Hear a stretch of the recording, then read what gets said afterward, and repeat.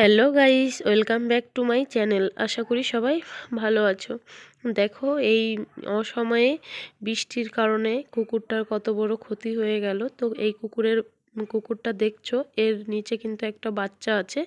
তো কুকুরটা বাচ্চাটা নিয়ে মুখে নিয়ে এসে দৌড়াদৌড়ি করছিল, আমাদের ঘরের সামনে এসে খুব ডাকাডাকি করছে। তো তোমাদের দাদা ভাই বেরিয়ে দেখলো ওর মুখে একটা কুকুরের বাচ্চা আছে।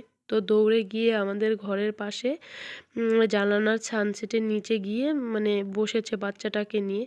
তো এবার যেহেতু এখানটায় বাচ্চা দিয়েছিল কুকুরে, তো আমরা ওখানে সবাই মিলে খাবার টাবার দিতাম। এই যে দেখো তার বাটিটা, কিন্তু এই ড্রেনের মধ্যে জল হয়ে যাওয়াতে বাচ্চাটা মানে এখানে টোটাল 5টা বাচ্চা দিয়েছে। তো এবার দেখো বাচ্চাগুলো সব জলের মধ্যে ঢুকে গেছে। ডুবে যাওয়ার কারণে এখন দেখো তোমাদের দাদাভাই ড্রেনের জলটা যাতে পাস হয় তার জন্য এই ড্রেনটা কেটে দিচ্ছে। কিন্তু মানে জানি না কতটা কি কাজ হবে। তো চেষ্টা করছে যে ড্রেনের জলটা যদি কোনো রকমভাবে সরিয়ে দেওয়া যায় আর বাচ্চাগুলোকে বের করে যদি অন্য কোথাও রাখা যায়। তো অনেকটা ভিতরে এই যে দেখছো যে তো এটার নিচে আছে।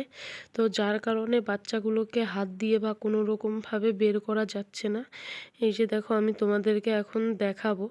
তো এই যে দেখো আমি চেষ্টা করছি যতটা পারি দেখানোর জন্য। এই যে দেখো ঠান্ডার কারণে কিন্তু ওই দেখো কুকুরের বাচ্চাগুলো দেখা যাচ্ছে।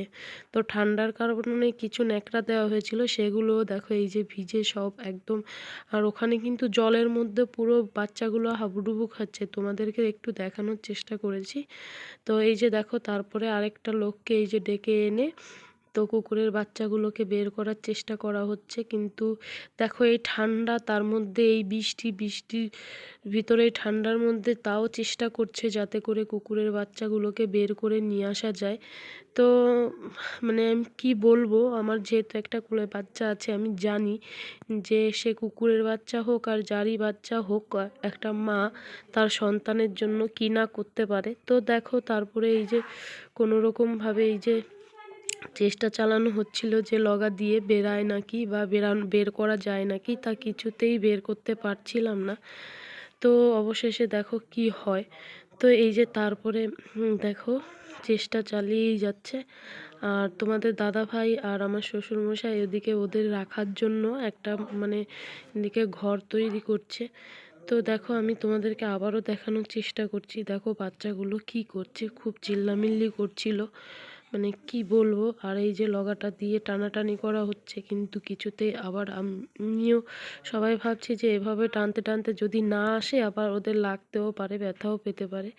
তার জন্য চেষ্টা করেও মানে করছে না। তো তোমরা দেখো মানে কতটা খারাপ লাগছে এদের অসহায় অবস্থাটা দেখে। তো মানে বলে বোঝাতে পারবো না, সত্যি খুব খারাপ লাগছে। আর এই যে দেখো, আর এদিকে তোমাদের দাদাভাই ওখানে একটা ওদের জন্য থাকার ঘরের ব্যবস্থা করছে, যে যাতে করে এই বৃষ্টির মধ্যে ওখানটায় ওদেরকে রাখা যায়। তো দেখো এই যে এখানে নেমে একটা লাইট ধরে চেষ্টা চালিয়েই যাচ্ছে। আর এদিকে একটা অবাক ব্যাপার ঘটেছে কি জানো তো, এর মধ্যেই ওর একটা বাচ্চাকে আমাদের ঘরের ওখানে রেখেছিল না, তো সেই বাচ্চাটাকে এনে এখানটায় রেখেছিলাম। তো তাই দেখে ও দৌড়ে এসে বাদ বাকি বাচ্চাগুলোকেও ও কিন্তু মুখে করে বের করে এনেছে। তো সেটা কিন্তু আমি তোমাদেরকে দেখাতে পারিনি, আমাদেরকে বের করতে হয়নি। তারপরে দেখো এই যে বৃষ্টি এখনও অঝরে হচ্ছে আর এরা কত কষ্ট পাচ্ছে। তো দেখে খুব কষ্ট লাগলো, যার কারণে এত বৃষ্টির মধ্যে মানে ঠান্ডার মধ্যেও তোমাদের দাদাভাই আমার শ্বশুরমশাই ওদের জন্য এটুকুনি করতে পেরেছে। তো তোমাদের যদি এই ভিডিওটা ভালো লাগে একটা লাইক, কমেন্ট এবং শেয়ার করো। আর তোমরাও এইভাবে সব পশু পাখির